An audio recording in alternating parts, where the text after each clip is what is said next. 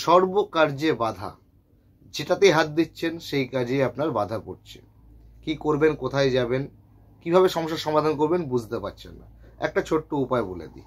দর্শক বন্ধু, যখন দেখা যাবে যে তোমার প্রত্যেকটা কাজের কর্মক্ষেত্রে তুমি যেখানে যাচ্ছ, সেই ইন্টারভিউ হোক বা যে কোনো পারপাসে, বিজনেস ক্ষেত্রে, যে কোনো জায়গায় তোমার সমস্ত হওয়া কাজ পণ্ড হয়ে যাচ্ছে, কাজগুলো হচ্ছে না, এই উপায়টা করো। জাস্ট একটা উপায় করো, করে কেমন থাকছো এটা কমেন্টে জানাও, এবং পরবর্তীকালে যখন তোমার সামর্থ্য হবে তখন একটা পারফেক্ট রেমেডি করাবে গ্রহের অবস্থান দেখে নিয়ে। তো কি করতে হবে, তোমার যে বাস্তু, সেই বাস্তুর পূর্ব দিকে তুমি একটা যে কোনো চারা গাছ একটা স্থাপন করো। যে কোনো গাছের চারা একটা তুমি বসাও, এবং সেটাকে বসানোর পরপর 3 দিন তাকে নিয়মিত যে দেখভাল করা সেটা অবশ্যই তোমরা করো।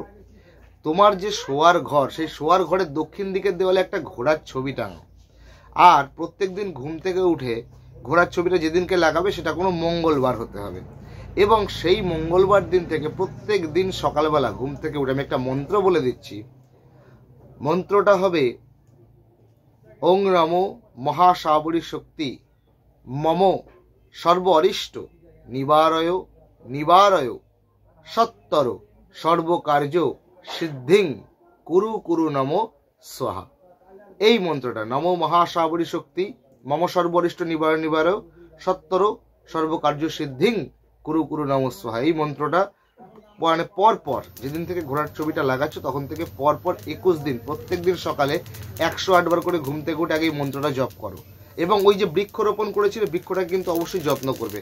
দেখো তো 21 দিন পর থেকে তোমরা দুর্দান্ত ফল পাবে, এটা আমি আশা রাখছি। নমস্কার, জয় মাতারা।